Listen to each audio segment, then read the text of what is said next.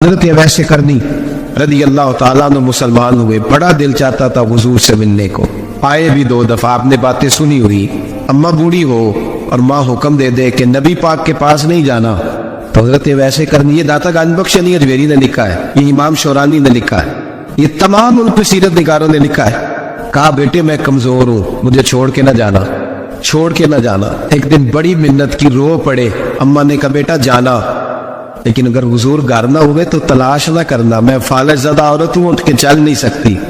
حضرت اویس کہتے میں نے دروازے پہ دستک دی، یہ امام شورانی کے جملے، سید عائشہ صدیقہ اندر سے بولی کون ہے دروازے پہ؟ بڑی عاجزی، بڑی درویشی، کہنے لگی اماں جی ایک فقیر ہوں، یمن کا رہنے والا ہوں، ایک فقیر ہوں، ایک درویش ہوں، یمن سے آیا ہوں، محبوب سے ملنا ہے۔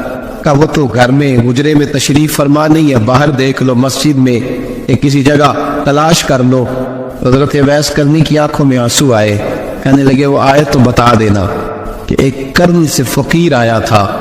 امام شورانی کے جملے ہیں، حضرت عائشہ کہتی ہے مجھے بتانا نہیں پڑا، محبوب گھر آئے تو آتے ہی پوچھنے لگے عائشہ کوئی آیا تھا؟ علم غیب رسول کے منکر اس حقیقت کو بھول جاتے ہیں، غیب مانا کہ راز ہے لیکن راز اپنوں سے کب چھپاتے ہیں۔ نبی کریم صلی اللہ علیہ وسلم کوئی آیا تھا؟ حضرت عائشہ نے سوال عرض کیا یا رسول اللہ آپ کو کیسے لگا؟ حضور فرمانے لگے کسی کی خوشبو آ رہی ہے، کسی کی، یہ امام شورانی کے لفظ ہے، کسی کی، اگرچہ غالب خوشبو خود محبوب کی ہے، کسی کی خوشبو آ رہی ہے۔ کہ حضور کرم کرنے والا کو فقیر آیا تھا، سلام چھوڑ کے چلا گیا۔ جناب عائشہ کہتے حضور کی آنکھوں میں آنسو آئے، میں نے کہا حضور وہ گیا کیوں؟ تو محبوب نے فرمایا اس کی ماں بوڑھی ہے۔ محبوب اگر اماں کے لیے کہتے ہیں چل سیکنت تاپی بنے، وہ سیابی نہیں بن سکے، تو تبلیغ کرنے کیسے چلا جاتا ہے بیمار ماں کو چھوڑ کے؟ تو پیر صاحب کے ڈیرے پہ کیسے پہنچ گیا اماں کو چھوڑ؟ تجھے کس نے اجازت دی کہ ماں باپ بوڑھے تھے اور تو کہے جی میں وہاں جا رہا ہوں، میں نے چلے کرنے ہیں، وظیفے پڑھنے؟ بھائی جب حضرت ویسے کرنی، اعلیٰ حضرت امام اہل سنت رحمت اللہ علیہ، آپ نے لکھا ہے کہ وہ جو محبوب کا فرمان ہے نا بخاری مسلم میں، رضا اللہ فی رضا الوالد، فرمایا جس کی والد راضی اس کا اللہ راضی۔ اعلیٰ حضرت فرماتے ہیں کہ 100 ولی، ایک جگہ پہ فرماتے ہیں کہ 1000 ولی ایک طرف بیٹھ کے کہہ دینا کہ یا اللہ اس بندے کو بخش دے، اور اکیلا والد کہہ دینا یا اللہ میرا نافرمان ہے نہ معاف کرنا، تو فرمایا اللہ اس 100 ولی کی نہیں مانتا، والد کی بات مانتا، اس لیے کہ حضور کا فرمان آ گیا باپ راضی ہوگا تو اللہ۔ تو میرے بھائی شریعت ایک حقیقت ہے، اس حقیقت کو سمجھے۔ حضرت اویس کرنی کی زندگی کا ایک پہلو یہ، دوسرا پہلو یہ جو ہے نا بڑی لمبی چوڑی داستانیں، اور بڑا ہمیں شوق ہے تصویروں کا، بڑا شوق ہے، آپ یقین کریں میری طرح کے بہت سارے لوگوں کے پوسٹر چھپتے ہیں، بڑی بڑی تصویریں لگی ہوئی ہیں چوکوں میں۔ استقبال سب سے اچھا وہ ہے جو قیامت کے دن ہوگا۔ اگر اس استقبال دیکھیں نا، یہاں ہم سے پہلے لوگوں کے بڑے استقبال ہوئے، پھر بعد میں کیا ہوا؟ چلے گئے وہ لوگ، مٹی دے مٹی رہ رہی، ایوی کا دی بلے بلے، اج مٹی دے اتے بندے آتے کل مٹی دے تھلے۔ حضرت ویسے کرنی خیر التابعین ہے، تابعین میں سب سے پہلا نمبر ہے۔ آپ کی سب سے بڑی فضیلت یہ ہے کہ آپ نا، یہ ہم نہ بتاتے بڑا ہیں، گزرتے گزرتے بتا دیتے ہیں کہ میں تہجد گزار بھی ہوں، گزرتے گزرتے بتا دیتے ہیں کہ مسجد کی جو ٹائلیں ہیں نا وہ میں نے لگوائے، بس کوئی بندہ مل جائے صحیح جس کو ہم کرامتے سنا سکیں۔ میرے جیسے مولوی صاحب بھی بتاتے ہیں، کہتے ہیں جب میرے جیسے اچھے لوگوں کی وہ بھی بتاتے ہیں جب میں مسجد میں آیا تھا تو 30 بچے تھے، اب پورے 80 ہے، وہ بھی بتاتے ہیں 1.5 صاحب ہوتی تھی نمازیوں کی۔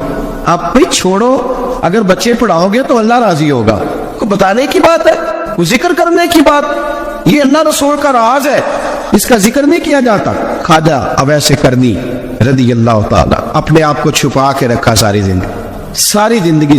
اماں جب انتقال کر گئی نا خواجہ اویس کرنی کی، والد پہلے جا چکے تھے، والدہ انتقال کر گئی تو کسی ایک جگہ ٹھکانہ نہیں رکھا حضرت اویس کرنی۔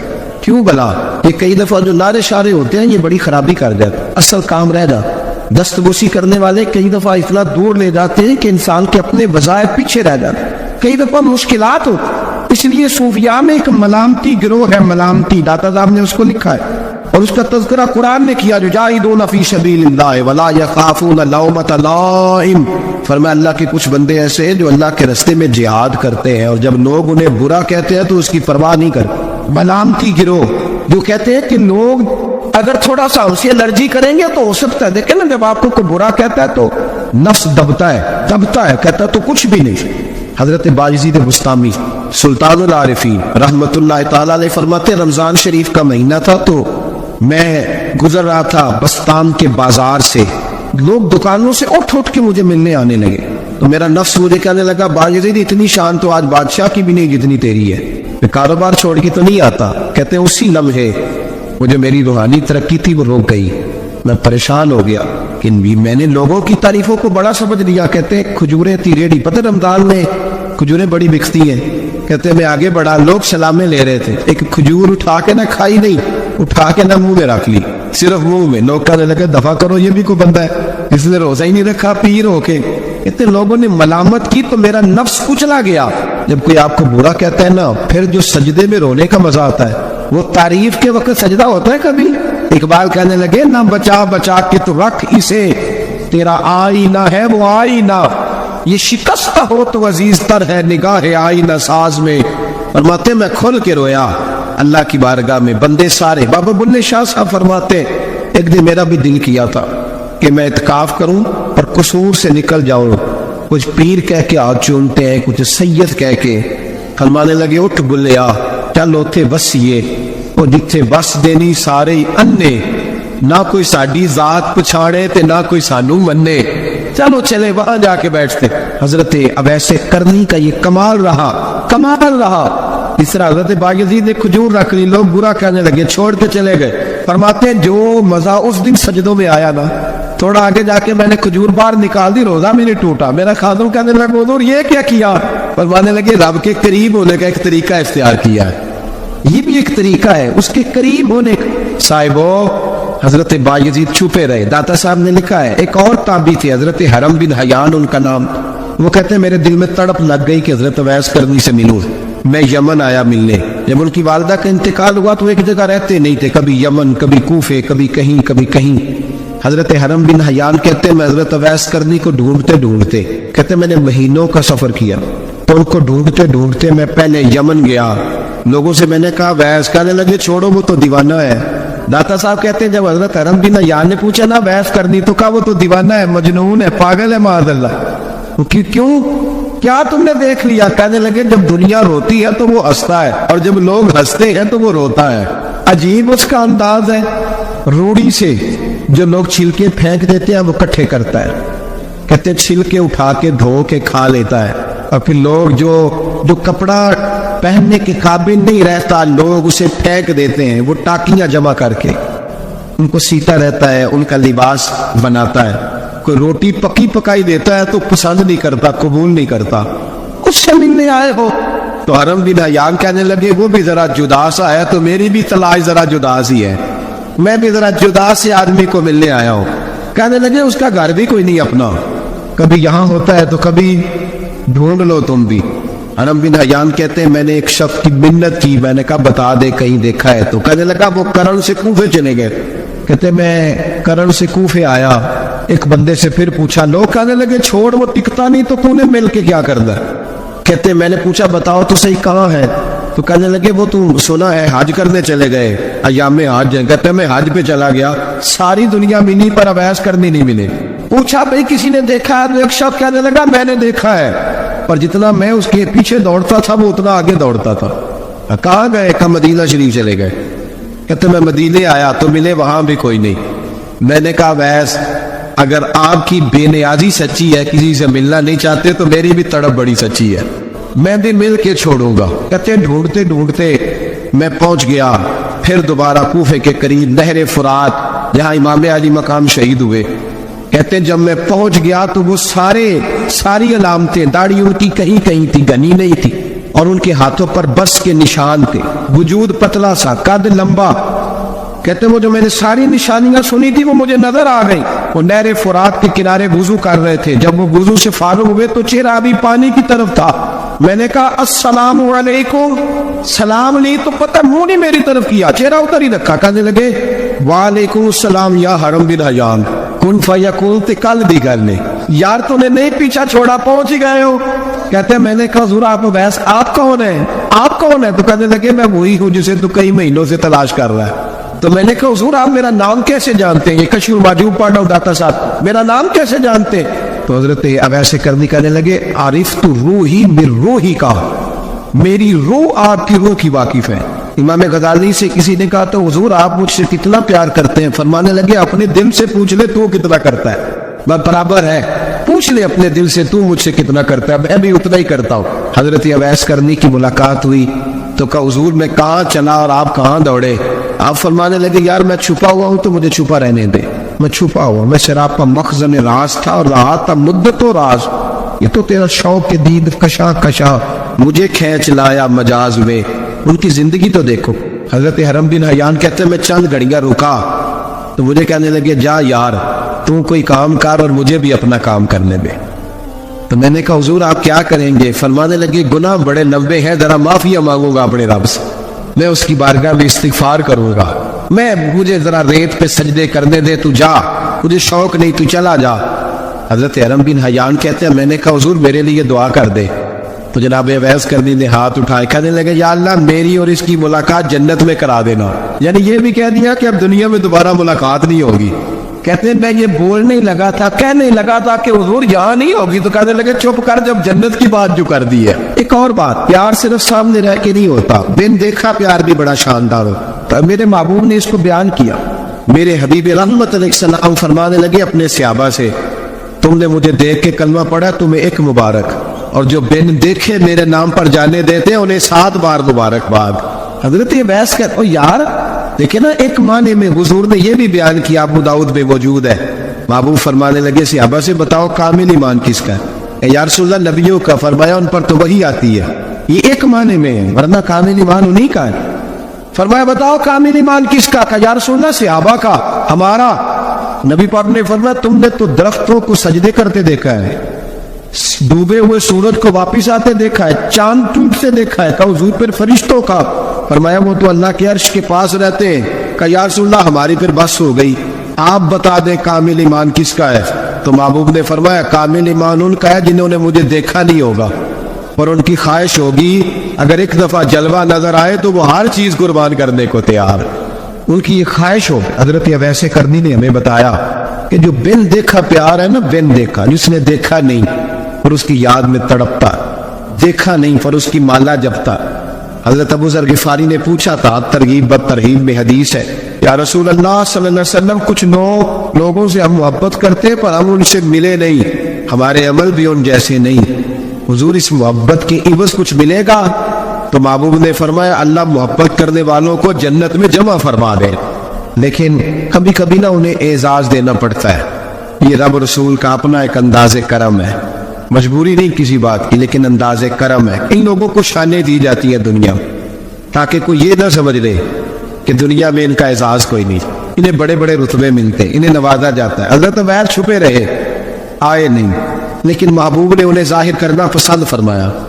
نبی پاک نے ظاہر کرنا، جیم جان دا کچھ وسا نہیں ہوں، جان یار نو دے تے شاد ہو جا، اس سے دل دے ہیں فساد سارے، دل دلبر نو دے تے آزاد ہو جا، جو رکھے آباد تے رو وس دا تے جدو کرے برباد ہو جا۔ بلکہ میں کہا کرتا ہوں وزن نہ بھی بنے تو شعر یوں ہونا چاہیے، جے کر کرے برباد تے چپ کر کے برباد ہو جا، شور نہ کر، خاموشی سے ہو جا۔ حضور نے ظاہر کرنا پسند کیا تو خود نبی کریم علیہ السلام نے بلایا۔ نبی رحمت صلی اللہ تعالی علیہ وسلم نے مولا علی شیر خدا اور حضرت عمر فاروق، بندے بھی حضور نے وہ چنے جو سرخیل ہیں دونوں، مولا علی فاروق اعظم امیر المومنین، دونوں کو بلایا اور بلا کے فرمایا یہ میرا جبہ لے جاؤ اور میرے بعد، میرے وصال کے بعد وہاں جانا کرن میں تمہیں اویس ملے گا، اسے میرا جبہ دینا۔ اور دیکھو کیا خوبصورتی ہے لفظوں میں، یہ بات ان کی شان کو کہاں سے کہاں لے گئی۔ محبوب فرمانے لگے اسے کہنا میری امت کی بخشش کی دعا کرے۔ حضرت علی المرتضیٰ کا رتبہ بھی ان سے زیادہ ہے، جناب عمر کا رتبہ بھی، اس کا مطلب ہے بڑا بھی چھوٹے سے کبھی کبھی دعا کے لیے کہہ سکتا ہے کہ یار میرے لیے دعا کر دینا۔ نبی کریم علیہ السلام نے جبہ دیا، جبہ دے کے بھیجا۔ حضرت عمر گئے ملنے، جناب مولا علی گئے، جا کے پوچھا وہ کدھر ہے؟ کہا وہ دیوانے سے ہیں، گھومتے رہتے ہیں۔ جب ملاقات ہوئی تو حضرت اویس کرنی دوڑے آئے، जनाब उमर कहने लगे आपका नाम अवैस है? कहने लगे हाँ उमर फारूक मेरा नाम अवैस ही है। फिर आगे बढ़ के कहने लगे अली आपकी तबीयत मुबारक कैसी है? फिर वो जुब्बा वसूल किया, कहा महबूब ने कहा था उम्मत के लिए दुआ करना, तो हजरत अवैस ने फौरन सर सजदे में रख दिया। और दाता साहब हदीस लाए हैं, महबूब फरमाने लगे अल्लाह ताला बनो कल्ब के कबीले की बकरियों के बालों की तादाद के मुताबिक अवैसे करनी की दुआ की बरकत से मेरी उम्मत को जन्नत में दाखिल करे। इतना बड़ा एजाज, इतना बड़ा एजाज। हजरत अवैसे करनी रदी अल्लाह ताला उन्होंने दुआ की, फिर वापस लौटे। ये तो दाता साहब की बात है। अब अगले जुमले हजरत मुहद्दिस बहावलपुरी ने एक जिक्र अवैस नाम की किताब लिखी है। हजरत अल्लामा फैज अहमद साहब अवैसी रहमतुल्लाह अलैह, उन्होंने लिखा है कि हजरत उमर फारूक और मौला अली जब मिल रहे थे ना, तो एक तीसरे शख्स ने कहा कि अवैस उनकी जियारत कर लो जिन्होंने हुजूर की जियारत की, उनकी जियारत कर लो। चलो आप हुजूर की जियारत नहीं कर सके तो जियारत कर लो। तो हजरत अवैसे करनी उठ के करीब गए तो जनाब अली मुर्तज़ा जनाब उमर से कहने लगे हुजूर की दाढ़ी मुबारक में कितने बाल सफेद थे?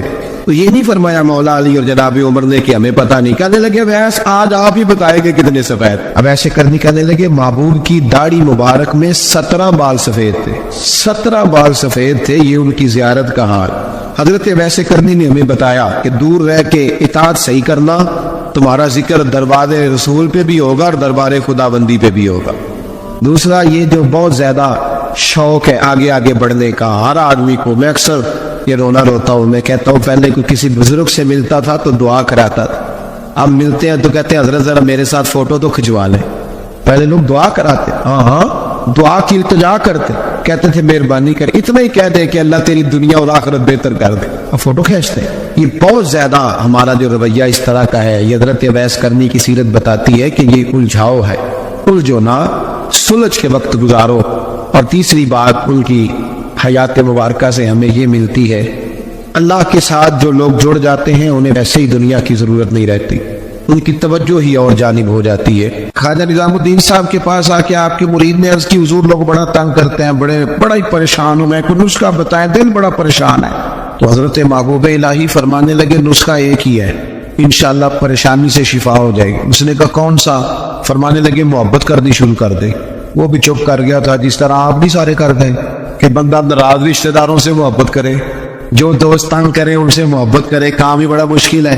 कहा प्यार करना शुरू कर दे। उसने भी वही बात की जो हमारे ज़हनों में उभरती है, जनाब को सख्ती बड़ी कोशिश की है, ठीक ही नहीं होते, ये भी जुल्म, ये भी ज्यादती, ये भी जफा, ये भी तकलीफ, वो तो बड़ा कुछ करते हैं। हुजूर मैं मोहब्बत करता हूँ फिर भी मसला हल नहीं होता। तो ख्वाजा निजामुद्दीन सब मुस्कुरा पड़े, फरमाने लगे पुत्र नुस्खा यही है इलाज के लिए, हाँ अगर फर्क ना पड़ा ना तो चंद खुराकें बढ़ा देना, मोहब्बत थोड़ी सी, नुस्खा एक ही है। एक बंदा आपके साथ बड़ा तल्ख है, आप भी तल्ख हो जाए तो नहीं उसको तकलीफ नहीं होगी, हमें भी होगी। जब हड्डियां उबलती है ना तो उसके अपने कंधे भी तो जलते हैं ना। तल्ख होने से कुछ सामने वाला तल्ख। मदाइन की तरफ जंग हो रही है, हजरत खालिद बिन वलीद सिपा सालार है। ये इखलास कैसा जरूरी है, अल्लाह रसूल की तरफ तवज्जो। एक बंदे ने कह दिया जनाब जितनी फतुहात हो रही है ना इस्लाम को, ये हजरत खालिद बिन वलीद की वजह से। आपने फरमाया उसकी वजह से नहीं, अल्लाह के करम की वजह से है, नबी पाक के दीन की सदाकत की वजह से। कहा नहीं खालिद बहादुर ही बड़ा है, जीरत ही बड़ा है, उसे फन्ने हर्बो ज़र्ब का जो है